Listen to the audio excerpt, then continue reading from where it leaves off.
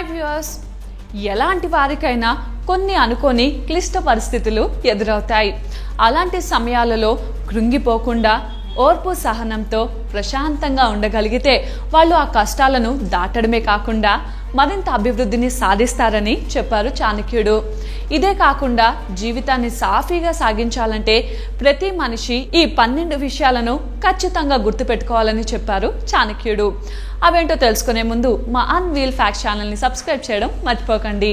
అలాగే మరిన్ని latest videos కోసం డిస్క్రిప్షన్లో ఉన్న లింక్ని క్లిక్ చేసి మా ఛానల్ని ఇప్పుడే సబ్స్క్రైబ్ చేసుకోండి. అందరూ తప్పక గుర్తుపెట్టుకోవాల్సిన చాణక్యుడు చెప్పిన ఆ 12 విషయాలేంటో ఇప్పుడు తెలుసుకుందాం. 1. ఒక వ్యక్తి స్వభావం తెలుసుకోవాలంటే అతని మాట ప్రవర్తన బట్టి అంచనా వేయొచ్చంట. 2. అత్యాశ, దురాశ, స్వార్థపరులను మనం ఎప్పటికీ మార్చలేమట.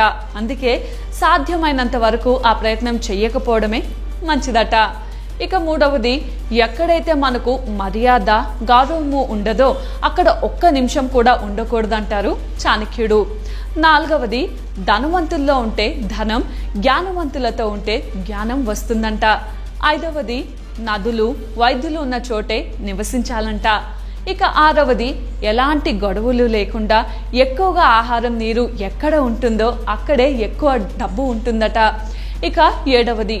ప్రతి ఒక్కరూ సరస్సులో నీరు ఉన్నప్పుడు ఉండి నీరు లేనప్పుడు వెళ్ళిపోయే హంసలా ఉండాలి అని సూచించారు చాణక్యుడు. ఇక 8. ఒక వ్యక్తిని 10 మంది కీర్తిస్తేనే మనం కీర్తించాలి, లేకపోతే కీర్తించకూడదంట. ఇక 9.